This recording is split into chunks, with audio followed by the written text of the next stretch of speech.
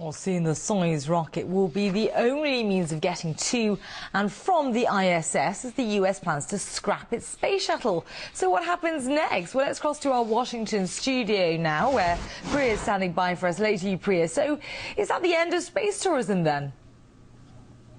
Well, Alice, for now, that certainly seems to be the case. So tomorrow, the founder of Cirque du Soleil, Laliberte, will blast off into space for an 11-day, $35 million vacation. Now, Laliberte is going to be the last space tourist for the next 5 years because the United States will be retiring their shuttle program and using Russian flights in the meantime. So how has space travel changed and what can we expect from it in the future? Well, joining me to discuss this is Jeffrey Manber, former member of the Russian Space Corporation and pioneer of space commercialization. Jeffrey, thanks so much for joining me. So I know that you helped one of the first space tourists to go off into space. What was that like, and how do you set a price tag for an adventure like that? Well, it was a real exciting time. In 1999, I was head of a company called Mir Corp, and we leased the Russian space station Mir, and we signed with NBC and Mark Burnett of Survivor to do a game show where the winner would go to space.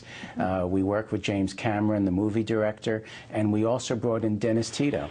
And it was exciting from a commercial viewpoint, and it was surprising because NASA at that time was very much against the whole concept of space tourism. And so what's the point of space tourism? I mean, for the person that's going off into space, it seems like a lot of fun, but I'm sure there's a little more to it than that. No. It's a lot of fun.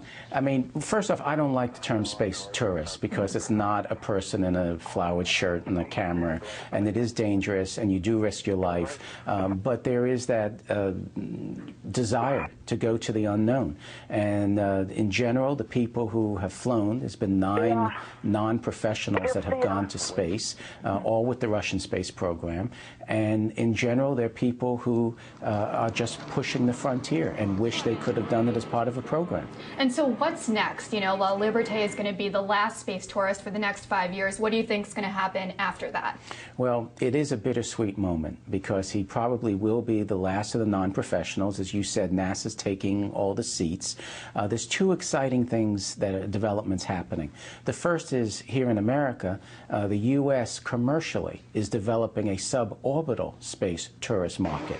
You have Sir Richard Branson and his Virgin Galactic should be flying in a couple of years. You have a company called X-Corp. Now, this isn't to space. They like to say it's to space, but it's suborbital. And then there are people like Robert Bigelow, who's developing his own space station with some of the help of the Russians. And so it's a strange time because it was the Russians who opened up this market. And it was the Russians who were the first to say it's okay to do advertising, tourism, to have non-professionals.